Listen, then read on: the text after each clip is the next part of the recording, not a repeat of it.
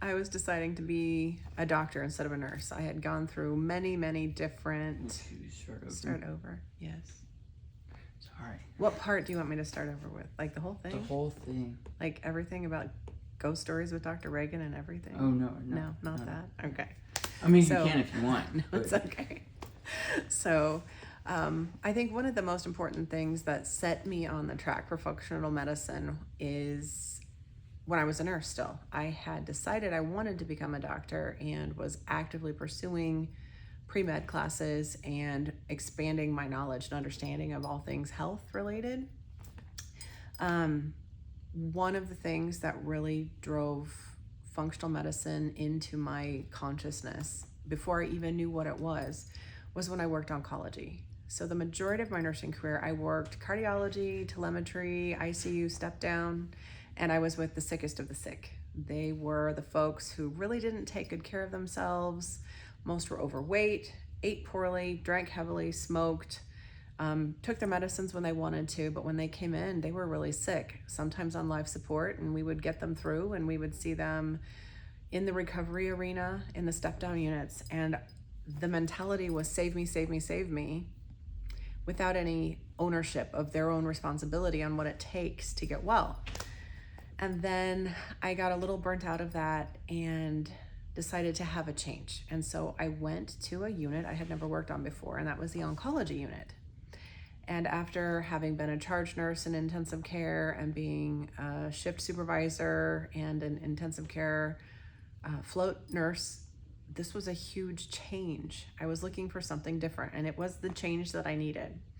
So moving out of this save me, save me, save me mentality, no ownership, taking no responsibility for their own health, I moved into this quiet, serene wing of medicine. And I looked at the people who were successful in the oncology world, the doctors who were patient, kind, resourceful, and understanding, which was a huge change from the critical care world, and also recognize that so many of the patients were so much more grateful for every moment that they were getting. They had a different mental attitude about health and what was their responsibility. I can redo that. No. To get the fly out? No. Okay, we're keeping the fly.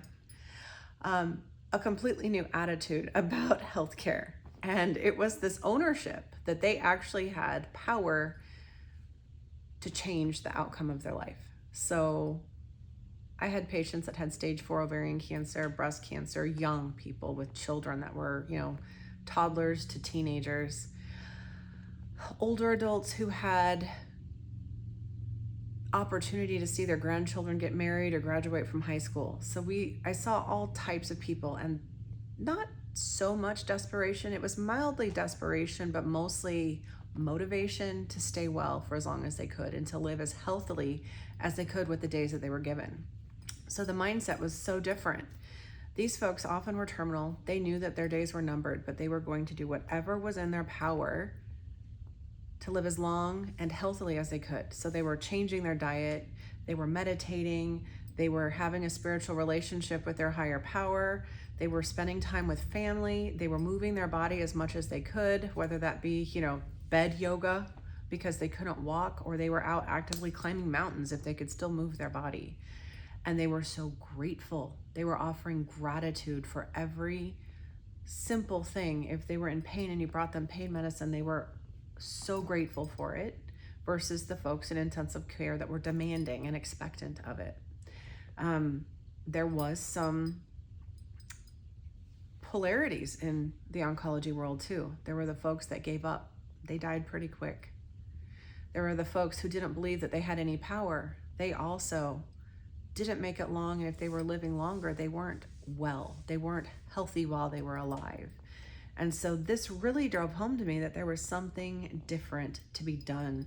And I didn't have a name for it at that time, but as I went through my pre-med, as I finished medical school and entered into residency, I discovered integrative and functional medicine, and that's basically the name for what they were doing.